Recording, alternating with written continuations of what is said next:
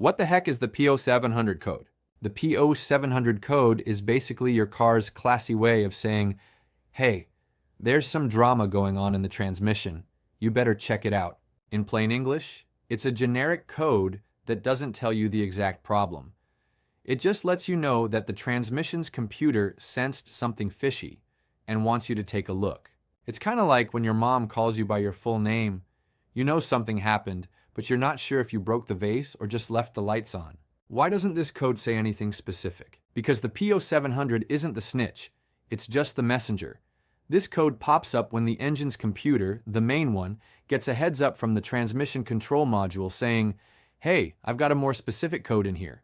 In a nutshell, P0700 is not the actual problem. It's a signal that a more detailed transmission code is waiting for you inside the system. And this is where people start panicking. They see transmission and immediately imagine wads of cash flying out the window and a mechanic yanking the whole thing out. But take it easy. It's not always a big deal. So what could actually be going on? There are several reasons why the P0700 might show up, and I'll explain them like we're chilling in your living room. 1. Transmission sensor issues. The automatic transmission has a bunch of sensors telling the computer what's going on. Input speed, output speed, gear position, temperature, you name it.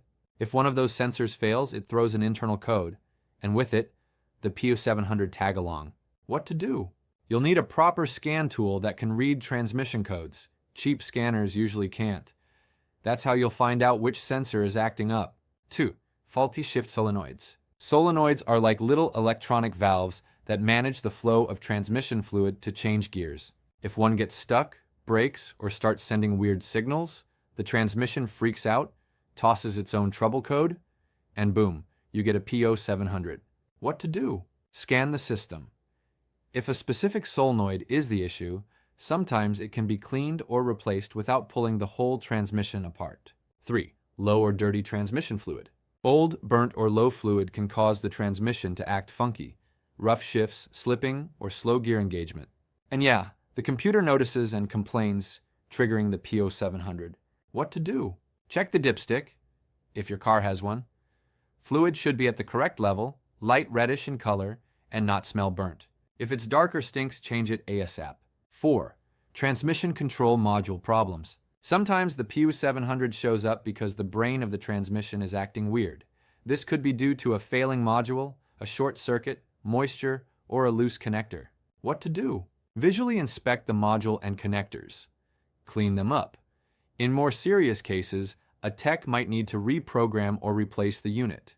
5. Bad wiring or connectors. The transmission's sensors and solenoids talk to the computer via wires. If any are chewed, frayed, corroded, or loose, they can send bad signals that confuse the system and trigger the P0700. What to do? Check the wiring harness going to the transmission.